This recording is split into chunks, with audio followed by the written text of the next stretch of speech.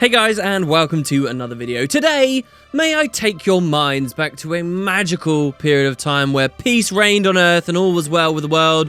Yes, I am talking, of course, about 2011, the year when many of us were hotly anticipating the release of Guild Wars 2.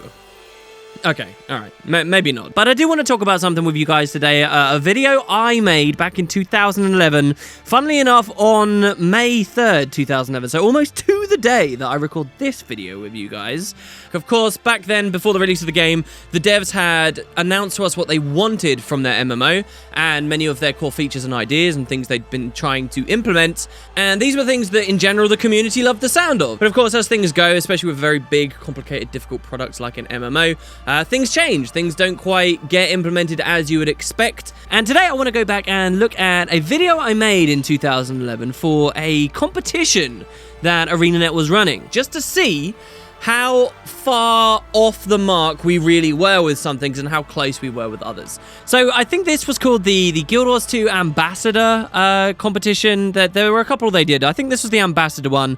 Essentially what ArenaNet did was they realized that if you had people on YouTube covering your game, it would boost sales in a massive way. And I think they wanted to tap into that a little. They wanted to encourage a bit of creativity in the community. And they offered this awesome challenge where you could win high-end, at the time, graphics cards, Guild Wars merch. They've never been great with merch, but some merch. But specifically, the two main core big winners of this competition would get paid to go out and have a trip to Seattle and visit the ArenaNet offices and check out Guild Wars 2 before it had even come out. So this was huge. When this competition was announced, I was already on YouTube making videos about this franchise. I was about in the middle of Let's Playing Nightfall, I believe it was. And I decided, you know what, I will go for it. And so I made a video. This was the Guild Wars 2 in 60 seconds video. Many of you guys watching this may have already seen it. And really it was my first attempt after hundreds of videos. My first attempt to really sit down and do something very highly edited. And, you know, it was a big step away from the more long-formy things I'd been doing with the Let's Plays. But I'd been very closely involved with Guild Wars 2 as development information was coming out. I had thousands of posts on the forums, or at least as far as I remember I did, on the Guild Wars 2 forums, and I was very, very active. So I knew what I was talking about with the game. I'd already done a couple of other videos about Guild Wars 2 before this, but this was the first main big one. And I remember being shocked at how long you can spend editing just a minute of video. So that's what I did. The only rule to the competition was it had to be about 60 seconds long. So I said, all right, how about I have a different reason as to why you would play Guild Wars 2, one every second. And today, 3.5 years later and one expansion down the road, it's amazing how wrong or just straight up wacky some of these things sound. So let's watch it together, and then I want to go through it, just for the laughs. Guild Wars 2 has a branching storyline, translatable fictional languages, innovative weapon mechanics, 5 playable races, world-class art direction, fluid combat, dynamic events, a personal story, quick dungeon grouping, immersive sound system, got a revamped map travel system, sidekicking, a fully explorable world, no healers, no tanks, a personality system, world versus world versus world, visceral skill effects, intense boss fights, interactive environments. It's got bar brawls, character biographies, underwater combat, daily feats, over 15 minigames, the Shatterer, the die system, the marketplace, jumping, ratassoum, an anti-grind philosophy, Nononsense Crafting, your own personal instance, the down system, the extended experience, the flat leveling curve, Golems, Aquatic Pecks, the Mesmer, competitive PvP. It's got skill tiers and a persistent world, a day and night cycle, Jeremy Soule did the music, oak hearts, beautiful vistas, pistols and rifles and 8 unique classes, a clean UI, the orrery. It has achievements, a detailed universe, grouping on the fly, voice acting, there's active dodging, environmental weapons, town clothing, no auto attack, a hall of monuments, traits, oh, and no subscription fee. Alright, there we go. Amazing. So yeah, what was cool about this video, I always was quite proud of, was it was 1 reason a second, except I actually had 61 reasons. So I had to squeeze in that extra little bit of time in there just so that I could throw out the old no subscription fee element. You guys should have caught already quite a few things in that list that just seem wrong at this point. So let's go through nice and slow and look at exactly what we were expecting of the game and what went wrong in the end. And it really starts right here on point number 1 immediately. A fully branching storyline.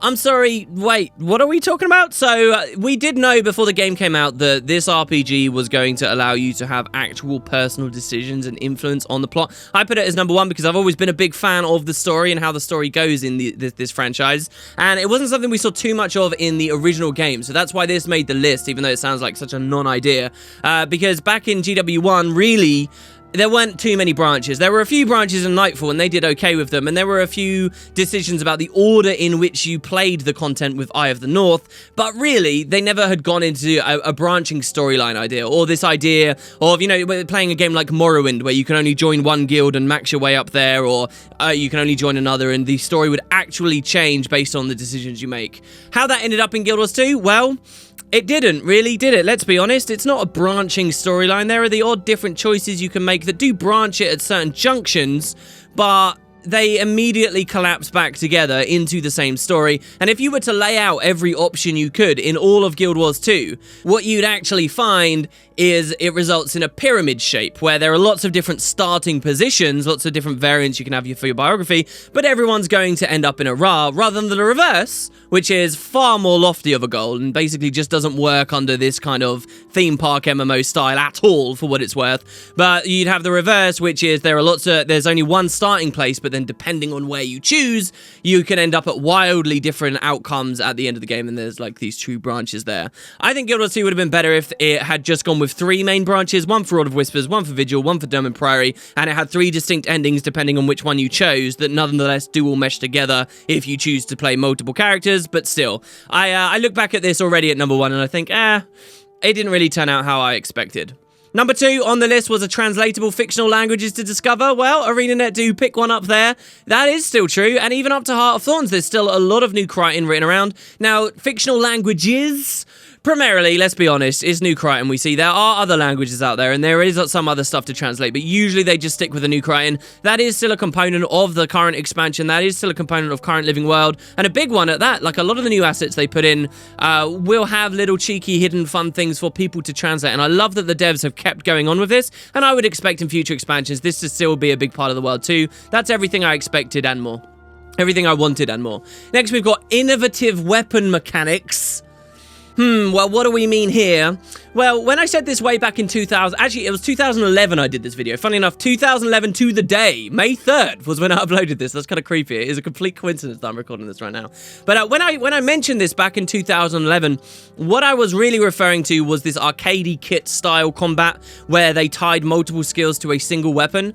And this again came from the perspective of someone who had played a lot of Guild Wars 1, where the weapon really had very little bearing on your skills. So to me, this was innovative. To me, this was something new, and the devs had sold it quite well in that they had talked a lot about how doing these kits, tying so many skills to weapons, would allow them to balance things better and would allow players to understand what was going on far better. And I still, in general, do agree with that. But it's funny because even to this day, I still think that this tying skills to weapon is one of the fundamental things that turns people off of Guild Wars 2. This kit style, this arcadey style stuff with how you only get these 5 skills with that weapon, that's it. It turns people off and it makes them not respect it as a real build crafting MMO or RPG. And that is still pretty prevalent in the game. I don't think it'd be very hard to find someone out there who tried Guild Wars 2 and one of their main reasons for quitting was, oh, I didn't like the skill system. So even that, the fact that it's innovative new skill stuff, a little bit questionable maybe. Next, number 4, pretty easy, 5 playable races, no question there. We're definitely not at 6 playable races. Day by day, I get less confident that we will get a 6th race, and I think that's a huge shame and a mighty mistake for ArenaNet, but hey, still just 5 races, and I won't get into the whole armor discussion and development issues on this video, but yeah, that's still very much true, even though I would have liked to have thought it had been expanded by now, one expansion down the road. Number 5, a world-class art direction. That is still true. We have seen a lot of devs change hand. We have heard about some high-profile art department departures since the launch of the game, but they still have incredible vision and style for the game, and I think that you can complain about a lot of stuff for the new Heart of Thorns maps and the amount of them and all kinds of things, but one thing it's very hard to complain about is how beautiful those maps are and how distinct they are. And I think this artistic kind of slant to everything they've gone with means the game does still look absolutely fantastic, even compared to other new MMO releases. A lot of people have been talking to me about Black Desert Online and how Black Desert can look really beautiful, but is also thoroughly inconsistent. I think Guild Wars 2 is consistently still a beautiful game, and especially in the expansion. Number 6... fluid combat, well, that's up to you to decide. I do think that the combat, a lot of people say, oh, the main reason I'm playing Guild Wars 2 is because of the combat. It's still one of the main pillars and main strengths of the game. Next, number 7, dynamic events. Dynamic events maybe weren't everything everyone was expecting them to be. I especially remember when Guild Wars 2 released, there was a lot of backlash from very casual people who barely understood the game and would have been said about it, and they weren't expecting the dynamic event system to be as heavily on rails as it turned out. We did see the idea of dynamic events and specifically how metas interact with maps in general be played with a lot in the expansion, in some good ways, in some negative ways, so I think ArenaNet is still getting to grips with this one, and maybe one day they'll be able to provide the experience a lot of those original Guild Wars 2 triers were looking for, but hey. Moving on, number 8, the personal story. Well, the personal story does exist. Good job, Wood Potatoes of 2011. You got that right. Was it of the quality that I was expecting and hoping for back in 2011? Well, let's not talk about that one. Next, we've got quick dungeon grouping. Funny how I put this when there was no LFG at release. Now, what this is specifically referring to is, again, as a Guild Wars 1 player, I'm used to 8-man or even 12-man missions where it was a pain in the arse. And as other MMOs often had done with their endgame scenes, they were, they were doing like 20-man and 40-man stuff. And ArenaNet said, no, we're doing 5-man. And at first, for your average person, you might think, well, that number's low. That must be bad. But they justify this as, hey, it means you can actually get in there and you can play quickly. And I definitely do feel a lot of that. And a lot of people feel that sting with raids. Having to find just 4 people to play with versus having to find 9 people is a big difference. And it's funny because if 2011 me had known that raids 10-man content was coming in, this quick dungeon grouping probably wouldn't have been there. But nowadays with LFG, I still think it's true. There is quick dungeon grouping. That's absolutely correct. Next, we got the immersive sound system. This harkens back to some of the first news we ever heard about Guild Wars 2, full stop, before even the first trailer came out, in the middle of the dead zone, as I like to remember it, when people were wondering if this had become vaporware or not. There was a random forum post, I think it was from a dev, who had been talking specifically about the immersive sound system, as I put it so eloquently here, where you would have a variety of different sound effects that could play for any one action, I think was basically the idea. So, if you shoot your gun, that pistol shell will land and it will sound differently as it hits a mud surface versus an iron surface versus a rock surface or whatever. And it's still pretty much true. I think that original post was more talking about footsteps and how the footsteps all have different slight variations and scuffling noises. It's there. I don't think that the sound system is anything incredible to write home about in Guild Wars 2 though, especially with the way that they've done some of the sliders. I wish, and I always have wished for the longest time, that we could separate combat sound effects from just regular sound effects. Instead, we get a single slider. And what this basically means is, if you want to hear these wonderful footfalls and so on, then you have to put up with explosively loud, obnoxiously annoying combat sounds. That's been one of my main gripes with the game for a long time. And so it's kind of funny that number 10 appears here, immersive sound system. They could do better. Next, you got revamped map travel. I'm not sure exactly what is revamped about it. I think this is one of the selling points of Guild Wars 2 is its accessibility and the fact that we can travel anywhere we like through waypoints at just a small cost instead of having to wander everywhere on mounts. Funnily enough, I am having a lot of fun in BDO these days, simply because it doesn't have waypoints. And one of my favorite times of playing Guild Wars 2 was specifically putting myself in a challenge where I never used them. I feel that this removes a lot of the immersion of the world, but it does obviously have a lot of perks in terms of accessibility in the way they designed a lot of the content. Also, the footage there showing one of the old maps of Divinity's Reach. Next up, for number 12, we have sidekicking, which appears there just for a moment. Now, sidekicking is kind of an interesting one.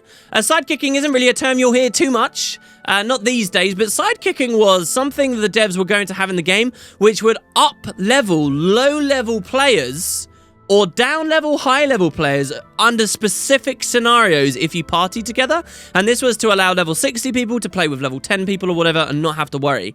And ArenaNet basically do have the sidekicking system in the game. It's just, it's not some like overt thing or something you have to play with too much. What you found in Season 1 of Living World, for example, was anyone who tried to play that content, though it was level 80 content, you'd be automatically upscaled to the appropriate level for it, and people get obviously downscaled a lot, but that core idea of sidekicking, specifically picking a friend and saying, I want to sidekick with this friend and drop my power level to theirs or whatever, or go up to theirs, that's not so much of a formal system in the game, but it's a part of the game, and it's one of those little things I think that does do a lot of benefit. It's just, you get very used to it as a player and kind of forget that it's going on. And because most of us just hang out at level 80 the entire time now, really the 1 to 79 experience has been marginalized in Guild Wars 2, especially when you look at the fact people just get an instant 80 in Heart of Thorns now, and the tome accessibility and so on. It becomes less and less relevant as time goes by. But before the game came out, in 2011, that sounded really cool. I thought the 1 to 80 experience would be a huge defining part of the game, and it wasn't. Next, 13, oof, wooden potatoes, what are you doing? Fully explorable world? Fully explorable, and look at where I've centered the map here. I'm showing the Fire Island chain and several areas that we can't access. Oof, no, I would not agree these days that we have a fully explorable world. Even if we were in the highly unlikely scenario that every area was actually populated with explorable maps, I still wouldn't say it's a fully explorable world, just because of these ugly kind of rectangular cliffs we have everywhere, and that's just a fact of the way that they've ended up designing the game. Fully explorable world? It's no more fully explorable than any other world out there, I'd say. Unless the idea of that is that it's a big world, in which case I would still say, yes, it basically is. We got number 14 and 15, no healers and no tanks. Well, that's kind of wrong too now, isn't it? And for good reason. Back then, I really liked this idea. I really liked the idea that anything could go disastrously wrong at any moment. When you were fighting and combat was fluid and everyone just was constantly thinking on their feet and there was no core reliance on 1 or 2 people to do a specific job. But the more I've played Guild Wars 2, the more I've realized they didn't quite hit that goal, in my opinion, and combat generally felt like a mess, even when a lot of synergy was going on between people, popping Aegis on each other, popping Reflect at the right time, and so on. And I do like the raid style of gameplay, where you do basically have a tank. You have a toughness tank, right? Or you have a tank whose aggro is being swapped at various intervals because of the mechanics of the raids. And you definitely do have dedicated support characters, and a huge component of that dedicated support is healing, and I like those kind of more fixed rules and clear ideas or understanding for everyone of where the teamwork is going in these instant environments. My opinions on this has done a complete 180 since 2011. In fact, one of the biggest videos on my entire channel is me talking about why Guild Wars 2 doesn't have healers and why it's such a good thing. And I've done a 180 these days. I really like the system we've got in raids, and that does include, to a greater degree or lesser degree, tanking or aggro management and healing or dedicated support. It does. Kind of wrong to say on this video. Next we got number 16, the personality system. Oh, it gets better, guys. Personality system, yep, completely scrapped. Doesn't exist in the game anymore. There's not too much more to say. Number 17, world versus world PvP. I think that's fair. World versus world was, you know, it was on the outs for a little bit, but then the most recent patch has brought it back in a big way.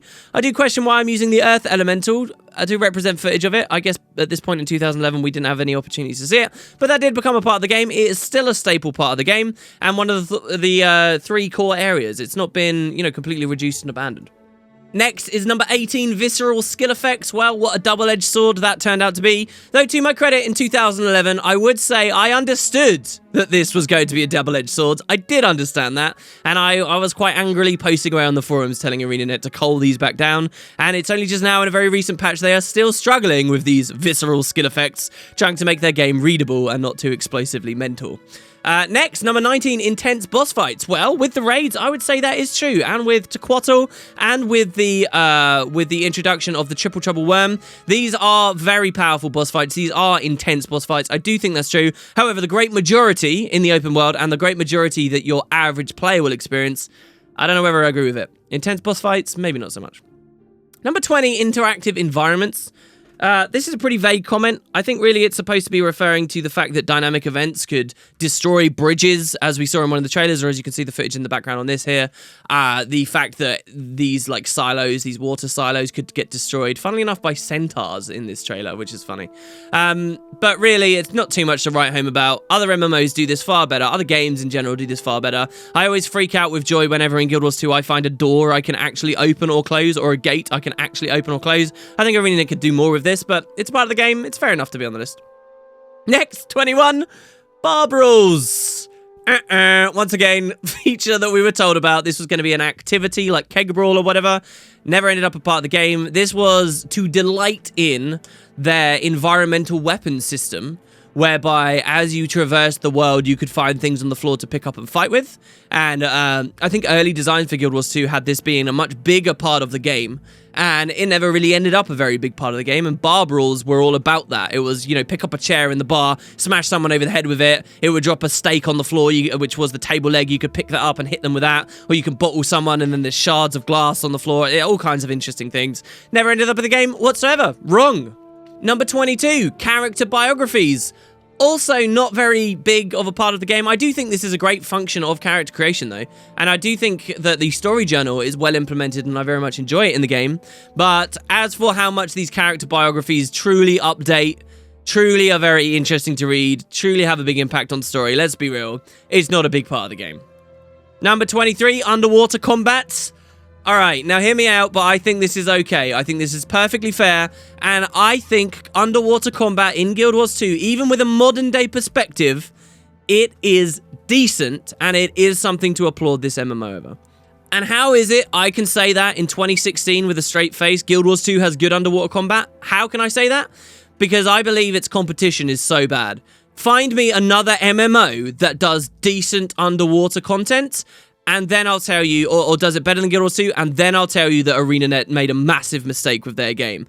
Though they haven't supported it officially, though they haven't really done very much with it, though there's not going to be any new underwater legendary weapons, though it was basically removed from PvP, though a lot of the balance is completely wonky in there, it is still a pretty good experience. And going at least so far as to give exclusive new like underwater weapon skills to everyone, so at least that works, is still a step far above you find in the competition in most other cases. So I still think underwater content in Guild Wars 2, it's a selling point. It's just not a particularly strong one, and it's not one that they ran with, unfortunately, for maybe better or worse.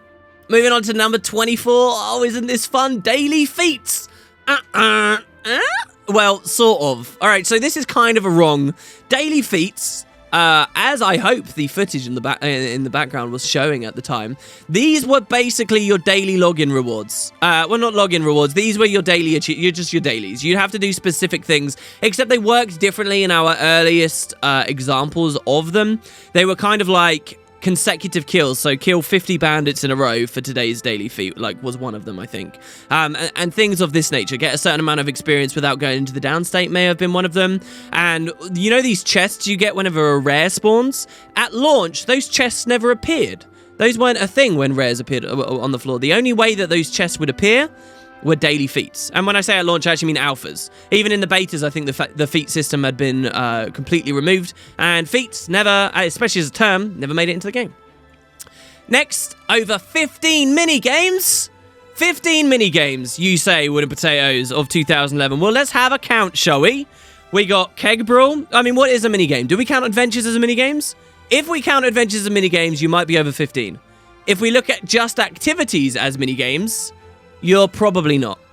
Well, do we also perhaps count Belcher's Bluff? Does that count? I mean, a lot of people don't even know about it and will never really use it, but does it count? Does Assurable and the kind of things you can do in your arenas count as mini-games? Who knows? Well, ArenaNet's original number, as you can see from the archery shootout in the background there, was, yes, that you'd have about 15 different activity-style things like this. And I think if you count up all the activities, even the ones that aren't currently accessible, there's still less than 10. But yeah, funny to see how things change over time. Number 26, the Shatterer. Shatterer just had an overhaul. He's even more badass than ever now. Maybe not super difficult and as intense as some of the other bosses we talked about before, but he still deserves a credit. You're damn right he does. Good job, the Shatterer. Next, the die system. Again, I'm so overwhelmingly positive on this. I still think this is one of the greatest selling features and points of Guild Wars 2. It becomes old hat to your average player after they've been playing for long enough, and you know, they've got a bunch of dies, but the die system here is still far better than you find in other games and allows so much customization. I'll still give them a point for that. The die system is still fantastic, and they keep adding new dies, so sure. Next, we got the Marketplace. The Marketplace? And what's this image in the background? Well, the image is the old vendor. That's the old merchant UI. That's a Karma vendor at Queensdale, funnily enough. I do love looking at the old UI. The Marketplace was the kind of work in progress original version of the Trading Post. And yeah, the Trading Post is a part of Guild Wars 2. Again, it's a bit of a double-edged sword, though. I feel like it's a little bit like the Waypoints feature. I obviously added this to the list as a Guild Wars 1 player who only had the experience of direct player trading, and the idea of a trading post was this marvelous, fantastic idea. Well, nowadays, I actually look back at Guild Wars 1, and I look at games like Path of Exile, where they have no even formal currency for what it's worth, and games filled with direct player-to-player trading, and I kind of envy those games these days, and I look back at what was so wonderful about those systems. You're going to fall over this other line, but I think it deserves to be on the video. Next, you got jumping.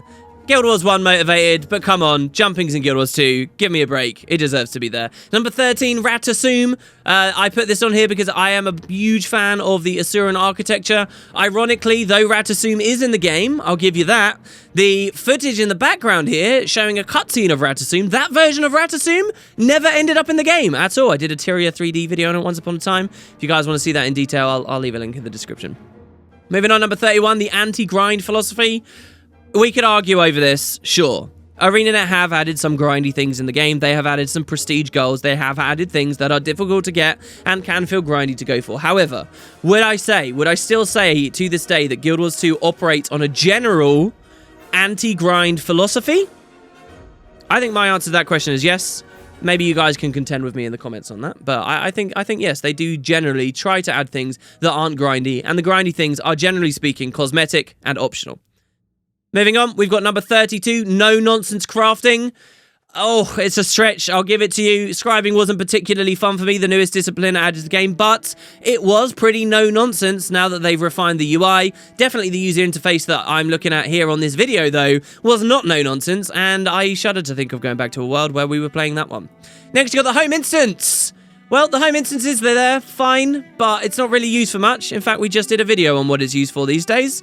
It's got purpose, so okay, I'll give you that. The home instance is fine. The down system. Like it or love it, the down system is still in the game, and though I've heard some criticism about how this ended up going, specifically with regard to PvP, I still think it's a great part of the game, and especially with PvE in mind, I like what it brings to the table. I liked it in Borderlands 2. Number 35, the extended experience. No siree. So the extended experience was an idea that they had long ago that will forever haunt them. I'm sure that they're very upset that they ever talked about it at all. But this was the idea of an app you could run on your iPad or your tablet or your phone, and it would let you see what was going on in-game in real time. So, like, you could see all your guildies running around the world and where they were, or your friends list people are running around the world where they were. You could chat to people even when you weren't in-game. So, you know, I'm playing in the morning, then I get on the train to go out to my job, and while I'm on the train, I can be messaging people in-game. You could access the trading post and mail people and stuff like this, all from your phone, and that never ended up being a thing. Players still ask about this, funnily enough, even though I think I'm pretty take it or leave it with a feature like this. People are still asking about this, even in the developer AMA where Colin Johansson left, this was still being brought up. And they've been clear for a long time that no, the extended experience is not a thing. Moving on, once again, we have something you can do a fair amount of discussion on, the flat leveling curve.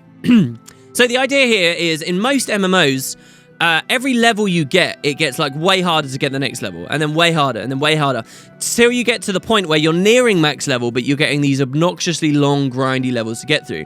What ArenaNet wanted to do was identify what the best amount of time it took to between levels where it felt the best, and then they would just keep it flat from there, from evermore. And I believe early on, before the game came out, that quote was 1.5 hours. They were saying after about an hour and a half of playing the game, if you get a level each hour and a half, that's a good pace. And while they never hit that pace at all, the idea of the flat leveling curve did go through. After about level 20, it does level out in Guild Wars 2. But here's where it gets interesting. Since the expansion, where experience is now all about getting masteries, we absolutely no longer have the flat leveling curve. Masteries do get increasingly more difficult to obtain future ones. And in a weird way, you could maybe peg that as them going back on their philosophy. Is it okay just because their masteries are not the core levels? We'll see what you guys think. Number 37. Well over halfway now, we've got Golems, and once again, though on the surface, it looks like this is something that made it into the game, in some ways it didn't. Yes, Golems are there. Yes, Golems are cool. Yes, I still like them. Are Golems useful in combat? Well, no, not really. And are the Golems in this awesome-looking conga line we see here actually in-game? Well, no either. Yeah, that's right. Just like the original Rat assumed, this entire area of the world never made it into Guild Wars 2. And I've always felt bad about that, because specifically these Golems in this long line, I love that idea. You can imagine them all running along. Real idea of a living world. Never mind then. Moving on, number 38, Aquatic Pecks. Come on, even back then, I knew this was a bit of a stretch. So what? Some of the ranger pets can work underwater. It's true, but it's hardly notable. Number 39, the Mesmer. Oh yeah, Wooden Potatoes, the Mesmer is in the game. But what's this note here I've put on the screen? Don't give me that look, you know it's there. Well, here's a funny little story about this one specifically. I never won the challenge. In fact, I never got a runner-up prize or came anywhere close. My video was one of the higher view ones and did very well. But it never really got any mention as far as I remember. And as far as I know, it's this screen that is the reason why. Because up when the challenge came out, had the Mesmer officially been revealed to the community? No. This was pure speculation on my part that the Mesmer would return. This was pure speculation based on the fact that the Mesmer was such an iconic and awesome part of the original franchise, and they'd want to bring it forward. And there were certain mechanical niches that were yet to be filled in Guild Wars 2's roster of currently released professions. And I believe that the Mesmer was coming back so strongly that I put it as a reason on this video as a bit of a tongue-in-cheek thing. And I think that because this was here acting as though it was confirmed information when it absolutely was not at the time, I think that may have, on the inside, perhaps disqualified me. That's always been my theory, anyway, about it. But of course, the Mesmer did come. Good call there, old Wooden Potatoes. You got it right. Number 40, competitive PvP. All right, look. You might say that the leagues don't actually give you a sign of any real skill, that it's just a grind to get through them and everybody's getting their ranks, that legend doesn't mean anything, and so on and so on. But within the context of MMOs and the idea of gear not affecting PvP and the idea of it being generally skill-based, RNG of matchmaking and so forth aside, I still think this is true. I still think Guild Wars 2 has highly competitive PvP and does very well for itself on that front and has managed to separate itself from its peers. Ooh, number 41. This is one I'm very excited to talk to you guys about. Skill tiers. So, this was a system I genuinely, back in 2011 and still today, really liked the idea of, was thrilled to think that I'd be able to do it in Guild Wars 2, and it ended up getting cut. This is not a thing whatsoever. That automatically makes it quite interesting to look back at. But what's even more interesting than that is the footage I've got. So, the idea of the skill tier system was, unlike in Guild Wars 2 of today, where you just go into your UI and unlock all your skills based on skill points, and there's really not too much going on there at all. Back then, they had this idea where various vendors would exist around the world, and they would sell you different books teaching you different skills. And not only would you have like your barrage for your ranger, your skill 5 on the longbow, when you were very low level, but there was like a level 6 version of it, and then later there'd be like a level 25 version of it, and then later there'd be like a level 35 version of it, and each time you bought a new one, that is when its base damage would be increased, or eventually that's how it would get cripple applied to it, or that's when the AoE maybe would grow, or something like this, as they went along. So ArenaNet would have different skill tiers in the game, and a part of leveling wasn't just level up, oh there you go, and just keep running around doing map completion, but it was broken up into these cool little moments where as you leveled, you went off, visited different vendors around the world, and upgraded your character's capabilities finding these skill tiers. It served as a cool gold sink, in my opinion. They also had a nice level up mechanic where you used to be able to individually place attribute points into your build, something I also still like. And this all got cut away. This all completely got cut away. And it's actually very, very hard to find evidence that it ever existed at all. And I'm happy one of my videos is one of the only places you can see it. As I say, I have no idea where I found this footage. But if you look, I actually have identified here a screenshot showing one of these old vendors with the skill tier system in place. And you can see here you've got some level 5 skills here. So like Whirling Defense tier 1, as you can see there. And then you've got Crippling Talon, I guess, tier 1 and so on. And then there's the level 6 skills and then and so on and so forth. This was a cool system. I still like the sound of it. I wish, the one thing I'd love to do more than anything else is go back and play these old alpha builds with this kind of systems in place. It would be amazing. I'd give you guys millions of videos on them. But alas, never became a thing in the game. And for that reason, it should not be on the Guild Wars 2 60 Reasons list. Next, we got number 42, the Persistent World. This is something really, again, only Guild Wars 1 players would appreciate. We never really had a Persistent World in Guild Wars 1. It wasn't really even an MMO. It was a CORPG from the dev's own mouth. And the Persistent World has been a huge change fundamentally for Guild Wars 1 through to Guild Wars 2. And a big selling point of it, in my opinion. Number 43, the DayNight Cycle, also didn't exist in Guild Wars 1, so it finds a place on this list. Though once again, I feel that this is something that never satisfied me as much as I hoped it would. Nights are not dark enough in Guild Wars 2. You go to some maps like Bloodtide Coast, you can hardly even tell that the night time has hit you. And I feel that these cycles are far too quick. I feel it rotates day to night far too fast. And I really like some other MMOs that go much more extreme with these effects. But it is a thing in the game. Number 44, Jeremy Soule with the soundtrack. That is true. He did do the soundtrack for the core game. But these days, we've actually moved away from Jeremy Soule. And ArenaNet are doing their own in-house music. Is that a bad thing, you ask? Actually, I would say no. I think that the Heart of Thorns music in general, and I've said this before, some people question me on this, but I still think it's true. I preferred the Heart of Thorns music to the core Guild Wars 2 stuff. But then that could just be because of me and how many of Jeremy Soule's games, by pure coincidence, I've actually played. To the point where I've heard so much of his music, it's quite easy to recognize his recurring motifs and styles and stuff, and it just gets a bit more boring to me. But yeah, so Jeremy Soule, that one's true. We got 44. Number 45, Oak Hearts, still to this day are some of the most badass, awesome looking creatures that makes new players step back and go, whoa, this thing looks cool. So yeah, they can be on the list. Number 46, Beautiful Vistas. I'm not actually sure whether the Vista System was a thing when I made this video, but if it wasn't, totally nailed it. Guessed it. Vistas are still a mechanic. Number 47, guns. This was a big thing for Guild Wars 2. A bit of perspective for those of you who, are maybe more recent players. Just the idea of firearms being in this franchise was a big deal. It was a big change, and it was not something really we saw very much in the first game. We saw like powder kegs and explosives being used to a minor degree on the dwarves, but little else elsewhere.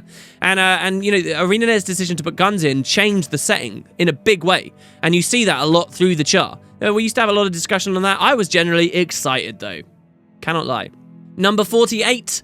8 unique professions? Oh, wooden potatoes, you tease. No, this is now incorrect. We have 9 unique professions. Doesn't even hint on elite specializations. Would definitely make a list if I did a new one. Number 49, a clean user interface. I still stand by this. I still think this is true. I still think Arena did very well with the UI. Number 50, the Ori. Just another little fan favorite place of mine. I'd say it still deserves its place on the list. Don't forget, we hadn't heard too many specifics about exact areas at this point. Number 51, achievements. Little look at the old achievements UI. Achievements, I think, could still use a lot of work in Guild Wars 2 today, and definitely around launch, they weren't the best, especially when you can even see people's titles, unless you moused well over them and clicked them and then had a proper good look in that way. But yeah, it's true that they have got a big achievement system in the game. It is still thoroughly updated, and with the leaderboards, something a lot of people care about. Fair enough. Here we get my hand. The first time I'd ever put my hand on a video, by the way, given the unboxing video we did just the other day. Number 52, a detailed universe. And that there is a quote from one of the books. I'd still say it's a detailed universe. Feels perhaps a little more shallow now that we've actually gone in there and played it for a long period of time, but it's still a detailed universe. Number 53, playing alone together. 2 reasons I don't think this should be on the list. Number 1 is pretty vague and difficult to interpret.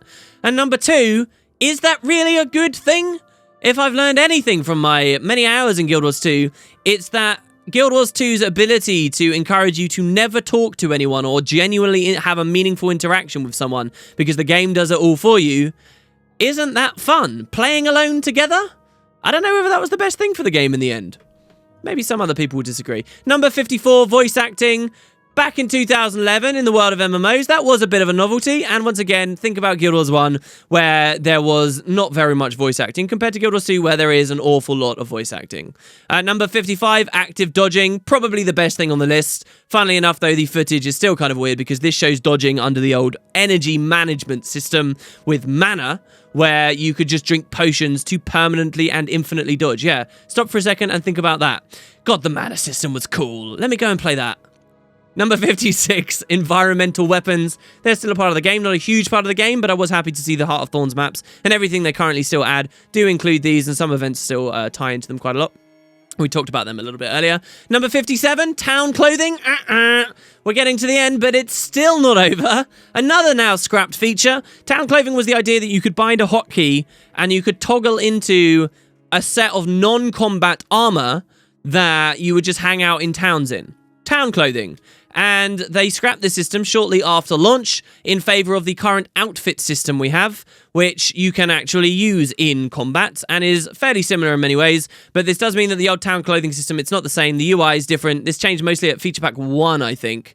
And now a lot of these old town clothes setups, they've become tonics, as far as I understand. And the system itself doesn't exist. Number 58, no auto attack. I'm sorry, come on, who are we kidding? This is from ArenaNet's mouths. They told us with the original versions of the game that there would be no auto attack, and technically the auto attack is just a different skill, and I think if you give them the benefit of the doubt, you will find that every class, every weapon does have a fairly distinct feeling auto attack, but it's an auto attack. It's a skill without a cooldown that you use to automatically attack when you select it as such. It's called auto attacks. This is wrong. Number 59, the Hall of Monuments. I'll give you half a point here, because the Hall of Monuments does exist. You can go there, but is it a part of the game? Is it a part of the story? Has it ever been expanded on in any way? Have there been months and months and months and months of periods of time where it's flat out broken and not been able to give you anything? Yes, yes, yes, and yes. So does the Hall of Monuments really deserve a point on this video? I don't think so.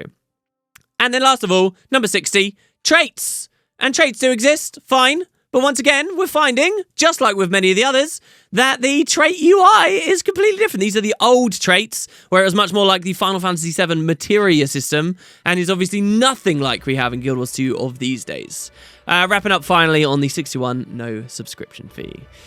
Which, well, there is no subscription fee. In fact, this is a little bit better now. I think if I did another version of this, no subscription fee would be like number 1, and number 61 would be like a really good free-to-play version of the game, because this game genuinely is very, very, very generous to people with its free-to-play trials, shall we say, or its free-to-play accounts, and I think it deserves some credit there. But there you go, guys. That is my review after almost 4 years. Oh, well, yeah, over 4 years, because this came out in 2011. 5 years. My review of Guild Wars 2, 60 Reasons. I think it was pretty interesting. I'd never thought I'd do something like this. Very odd idea for a video. But maybe it gives you some insights into what the world was like of Guild Wars 2 back in 2011, how things have changed. I'm not really doing this to be salty and complain about all the things that ArenaNet didn't do. Some of these things they would have had very good reasons for not doing. Some of these things have had very good reasons for being scrapped and have just largely been improved. But it is very curious to go back and smile at old times. Let me know how you were doing in 2011. Was this game even on your radar? Were some of the things that on this list on your list as well, of, you know, things you were excited about? I'd love to hear just how far we've come. I mean, it's the anniversary of GW1 at the moment, so let's say this video is something on celebration of that. But yeah, I'd love to hear what you guys have to say. Back to 2011. It's been a while. But until next time, guys, have a wonderful day. I'll catch you next time.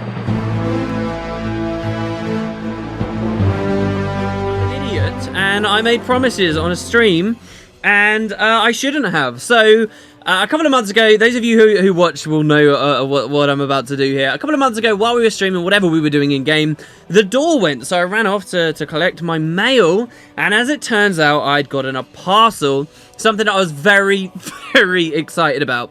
And it was a very rare thing, something I had to import, quite expensive thing too. I had to get in from the States. That is really not very easy to find anymore. Let's just cut to the chase.